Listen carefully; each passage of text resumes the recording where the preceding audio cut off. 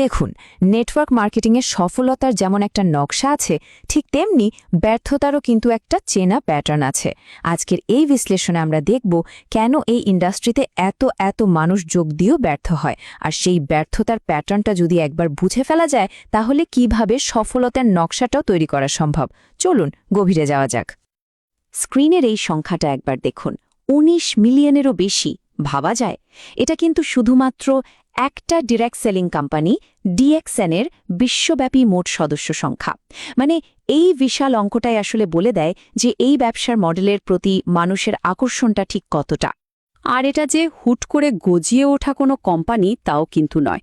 ১৯৯৩ সাল থেকে বিশ্বের ১৮০টারও বেশি দেশে এরা সফলভাবে ব্যবসা করে আসছে। তার মানে কি, এর ভিত্তি আর সিস্টেম দুটোই কিন্তু একদম মজবুত আর বছরের পর বছর ধরে পরীক্ষিত। তাহলে আসল প্রশ্নটা তো এখানেই, এত বড় এত প্রতিষ্ঠিত একটা প্ল্যাটফর্মে যোগ দেওয়ার পরেও ডাইরেক্ট সেলিং অ্যাসোসিয়েশনের রিপোর্ট বলছে ৮০% নতুন সদস্য প্রথম বছরেই হাল ছেড়ে দেয়। কেন? এই যে একটা অদ্ভুত বৈপরীত্য, এটাই আমাদের আজকের আলোচনার মূল ফোকাস। ব্যর্থতার কারণ খুঁজতে গেলে সবার আগে কিন্তু নিজের ভেতরের দিকেই তাকাতে হয়। তো চলুন প্রথমেই সেই মানসিক বাধাগুলো একটু দেখে নিই, যেগুলো কিনা সাফল্য আসার অনেক আগেই আমাদের পথ আটকে দেয়। প্রথম আর সবচেয়ে বড় যে ফাঁদ, সেটা হলো অবাস্তব প্রত্যাশা। অনেকেই ভাবেন এটা বুঝি কোনো লটারি, যেখানে ১-২ মাসে লাখ লাখ টাকা আয় করা যাবে। কিন্তু বাস্তবতাটা একদমই ভিন্ন। ফেডারেল ট্রেড কমিশনের গবেষণা পরিষ্কার বলছে, নেটওয়ার্ক মার্কেটিং কোনো রাতারাতি বড়লোক হওয়ার স্কিম নয়। এটা একটা দীর্ঘমেয়াদী ব্যবসা যা কম্পাউন্ডিং এফেক্টে কাজ করে।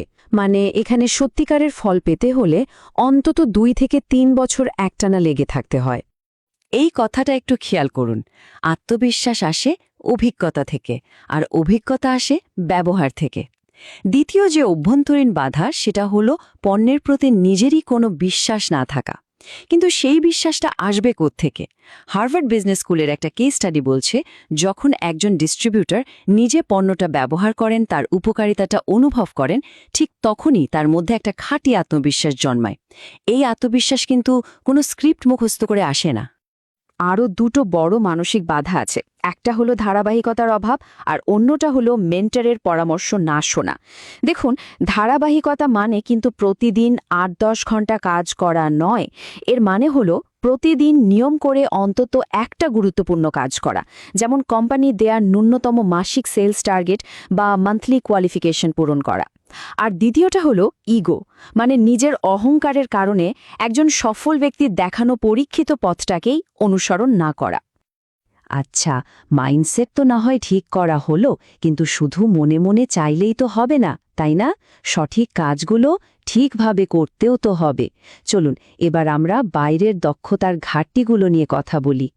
এরিক ওরির বিখ্যাত বই গো প্রো অনুযায়ী এই ব্যবসায় সফল হতে গেলে এই ৫টা মৌলিক দক্ষতা লাগবেই।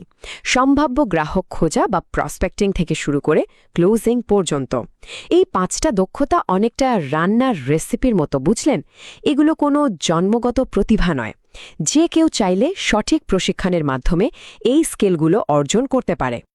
আর আজকের ডিজিটাল যুগে সবচেয়ে বড় দক্ষতার ঘাটতি হল পার্সোনাল ব্র্যান্ডিং, বিশেষ করে সোশ্যাল মিডিয়ায়। হাবস্পটের এই পরিসংখ্যানটা একবার দেখুন। ৭০% গ্রাহক কোনো কিছু কেনার সিদ্ধান্ত নেওয়ার আগে বিক্রেতার সোশ্যাল মিডিয়া প্রোফাইল দেখে প্রভাবিত হন।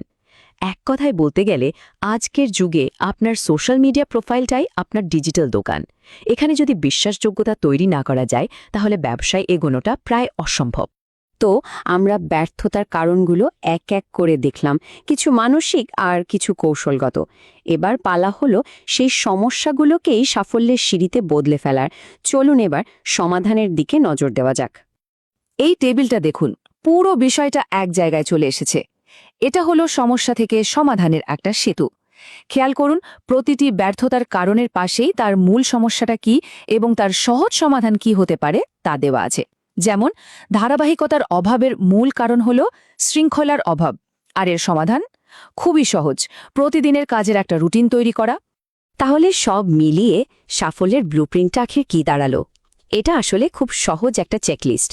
প্রথমে নিজে পণ্য ব্যবহার করে বিশ্বাস তৈরি করা, তারপর মাসিক টার্গেট পূরণ করা, এরপর 90 দিনের একটা লক্ষ্য নিয়ে কাজে নামা, ট্রেনিং ও ইভেন্টে অংশ নিয়ে দক্ষতা বাড়ানো, আর সবশেষে এই পুরো সিস্টেমটা নিজের টিমের মধ্যে ছড়িয়ে দেওয়া বা ডুপ্লিকেট করা।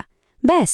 শেষ কথা হলো, সিস্টেমটা কিন্তু একদম সহজ, পরীক্ষিত এবং সবার জন্য একই। আসল প্রশ্নটা শুধু একটাই, এই সহজ পথটা প্রতিদিন নিয়ম করে অনুসরণ করার শৃঙ্খলাটা কার মধ্যে আছে? কারণ দিন শেষে সাফল্য বা ব্যর্থতা এর পুরো দায়ভার কিন্তু ব্যক্তির নিজের হাতেই থাকে।